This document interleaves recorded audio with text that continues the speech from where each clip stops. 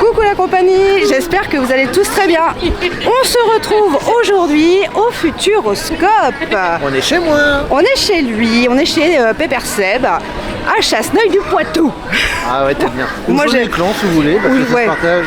Moi je suis fan de cette ville. Donc bref, aujourd'hui, et ce pour 2 jours, nous sommes au Futuroscope et du coup on va vous présenter les nouveautés du Futuroscope pour la saison 2023. Donc on y va, c'est parti, let's go! Petite pause, petit break en ce début de vlog, j'ai décidé que, voilà, c'est comme ça. Derrière moi se trouve Aventure Éclabousse qui est encore en maintenance puisque c'est pas censé ouvrir avant cet été, en tout cas c'est Futuropolis. Et vous savez que cette zone est ouverte en côté estival. Donc pour le coup ça fait bizarre, je vais vous mettre ça tout de suite d'ailleurs, c'est très chelou. Des fois des palissades, tiens. Pour commencer, on s'est fait une petite viande dynamique, mais ça c'est pas une nouveauté, c'est là depuis... C'est la plus vieille attraction du parc. Hein, C'est la plus vieille attraction du parc. Bon, moi c'était ma façon. première, j'ai bien kiffé en vrai. C'est un peu vieillot au niveau des images, on le voit, hein, c'est pas tout récent. Mais les effets sont sympas, moi j'ai bien aimé. Bref, on va vous emmener vers une vraie nouveauté, je vais y arriver. C'est dur. C'est bien évidemment Étincelle. Ah. Moi c'est une semi-nouveauté parce que je l'ai fait en soft opening à Noël. Et je vous l'avoue, hein, je suis pas encore bien convaincu à 100%.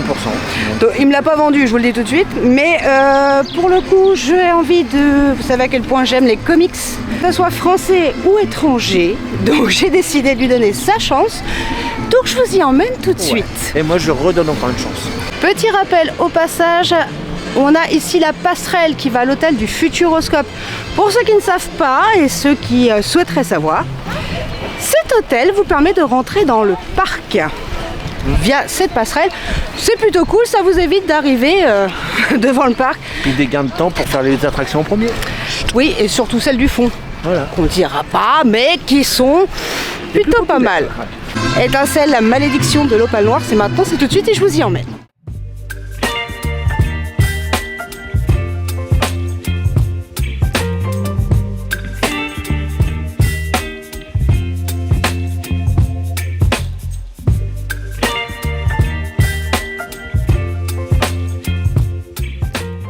Comme je vous l'annonçais, eh bien, on est arrivé devant Étincelle. Étincelle a pris le relais, je fais attention de ne pas tomber. Étincelle a pris le relais du coup de l'Âge de glace qui a été fermé donc l'année dernière, avant fermeture annuelle. Et vous le voyez, l'entrée, elle envoie, elle est pas mal l'entrée, moi j'aime bien. Déjà ça commence bien. Bref, c'est une expérience 4D avec des lunettes. Donc on va aller tester ça tout de suite et je vais vous dire mon ressenti à la fin parce que je vais pas vous spoiler comment ça se passe à l'intérieur. Je vais juste vous montrer la salle et les effets. Dans 16 minutes, Voilà. dès à présent, vous mettez la bouche. 16 minutes, donc on va y aller maintenant. On a une belle file. Donc là, par ici la visite. Donc là, on a la présentation de tous les super-héros, on va dire, français. L'homme d'acier, l'ombre, c'est moi, pas d'inquiétude. Donc là, tout le long, vous avez les super-héros.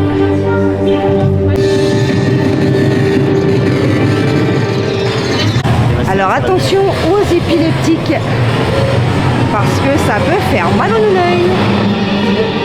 Par contre, la file d'attente n'a plus rien à voir.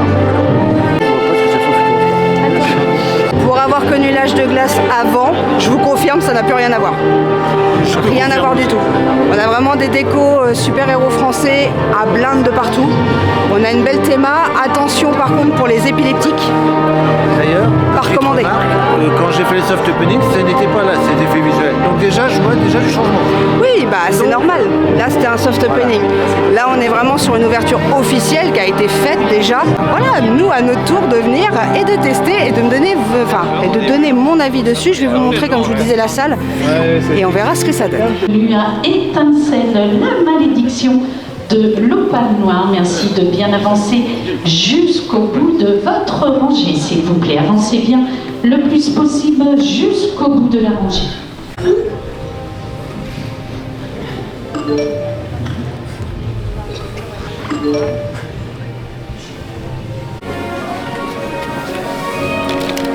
Hop pas avant de partir sur toutes les rangées qu'on a. Attention à la marche. Voilà la salle elle n'a pas bougé en fait.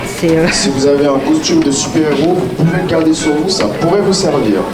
Vous voyez, hein, les chaises, les sièges n'ont pas bougé. Hein. Seb, dis-moi si je me trompe.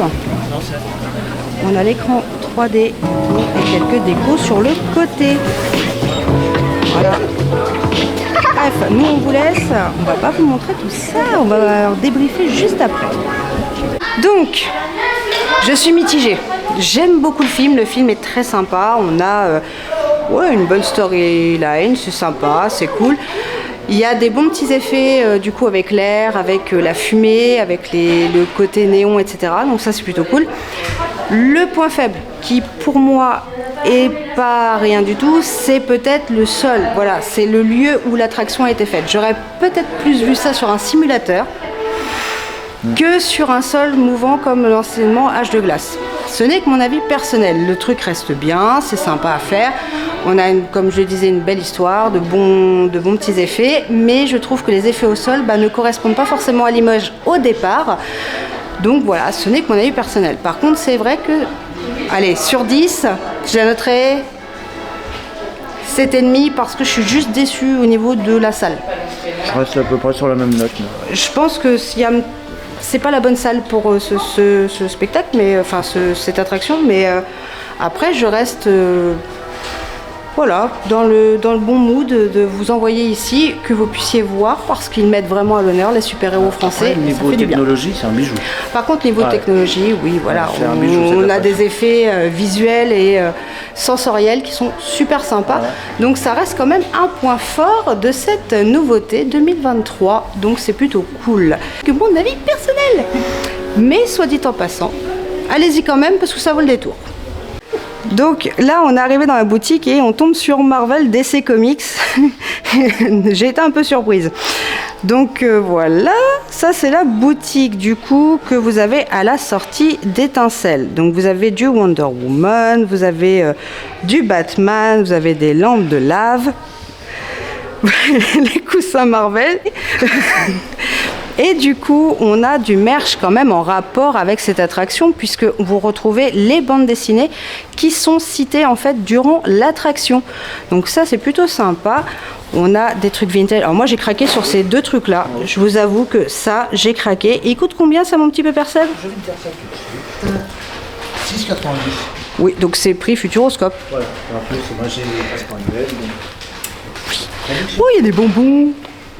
Bon bref, en tout cas, la tenue d'Étincelle aussi en déco, j'aime bien le petit rappel. Oui, Alice dans le film. Ça s'appelle pas Étincelle. Hein, oui, non, Étincelle c'est la super héroïne.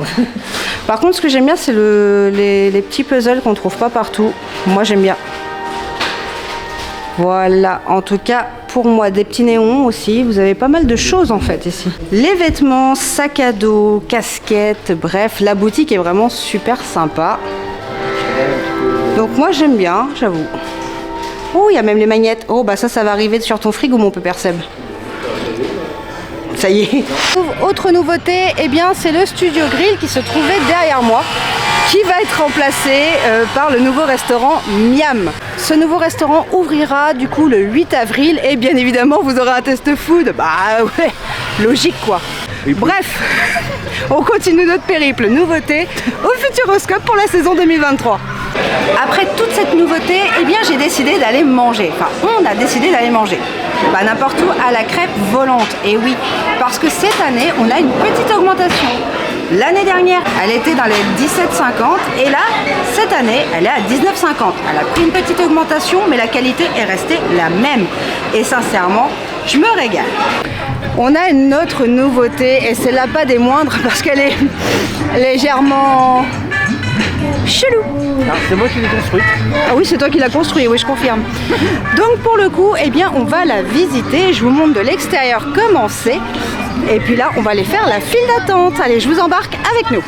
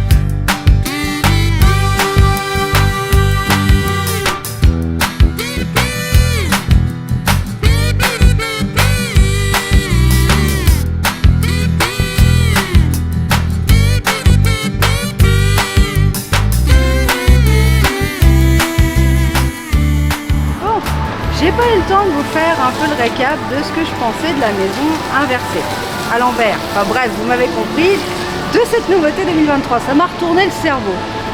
On est rentré dedans et je vous avoue que le sol n'est pas du tout droit. Bon, mon micro non plus, ça tombe bien. Bon, on recommence. Du coup, le sol n'est pas du tout droit, ça ressemble à rien, c'est une catastrophe au niveau du sol. Mais pour le coup, c'est méga sympa, moi j'aime beaucoup. Je m'attendais pas à moins de ce parc, une maison totalement barrée à l'effigie d'un parc totalement givré. Donc pour le coup, ça me va très bien. La maison est sympa à visiter, par contre on ne peut pas y rentrer en grand nombre, c'est 19. Alors 19 en tout, 10 en haut. Voilà, 19 en tout et 10 en haut. Plus de 10 ne pourront pas monter. Donc bref, j'étais contente. Donc voilà, moi c'est un bon point. C'est on va dire une attraction à visiter qui est super sympa. Pour moi, elle vaut une bonne note de 9. Pour ceux qui aiment bien visiter des endroits un peu insolites, c'est plutôt sympa et bien pensé. Comme il a plu, on s'est dirigé vers Sébastien Loeb. Là aussi, dans cette attraction, il y a du nouveau. Oui, on enlève les casques et c'est pas un mal parce que je vous avoue que moi, voir un message d'erreur tout au long de l'attraction, ça me brise les noix. Donc je trouve ça très bien. La seule question que je me pose réellement, c'est est-ce que le siège devant va pas me gêner au niveau du visu, du visuel, tout simplement de l'attraction. Du coup, je vais vous dire ça parce qu'on va se la faire. Ouais. Soit, bref, on va vous dire notre tour une fois qu'on l'aura fait.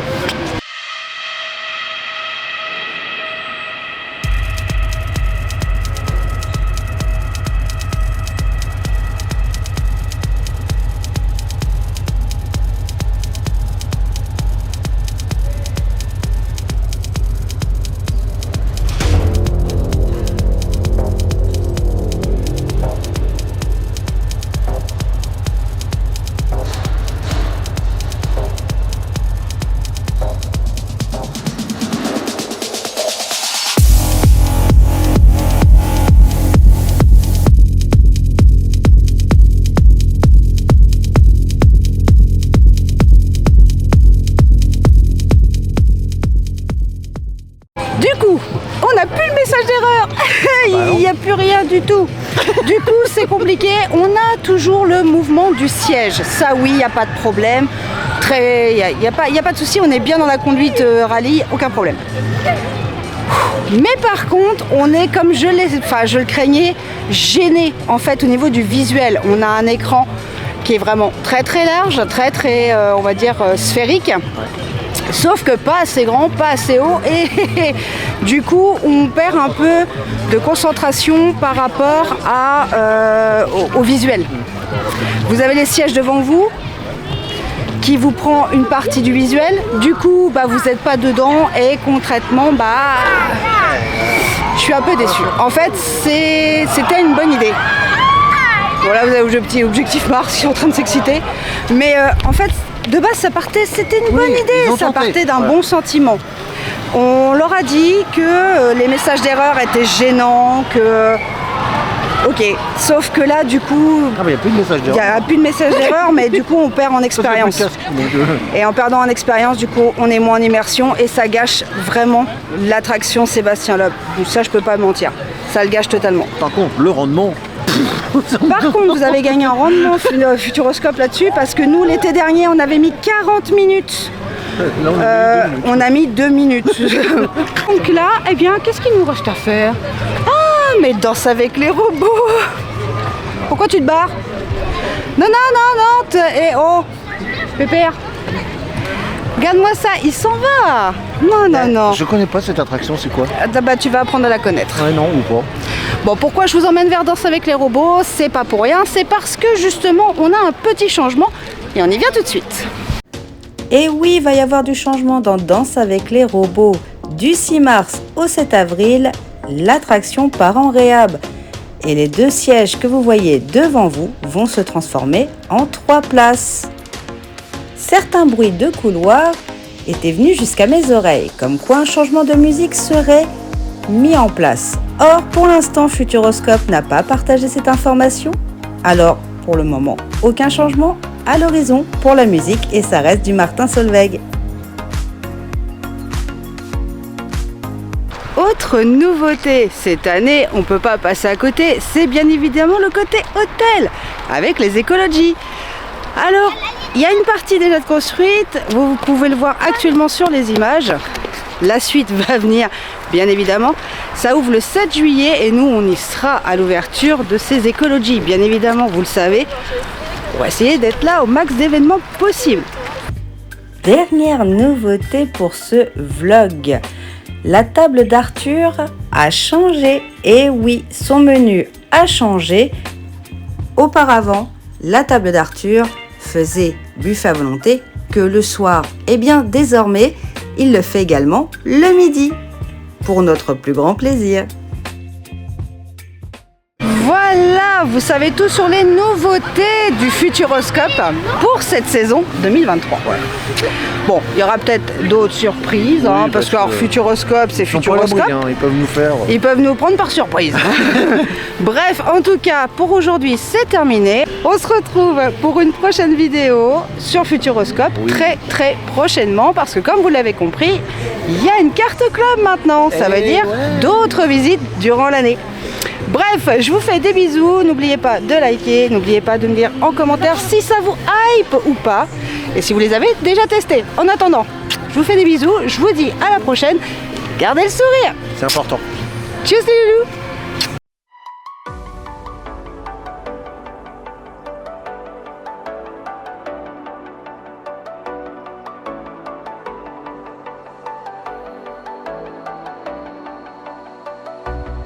As the leaves start falling down and the shadows above the town, I can find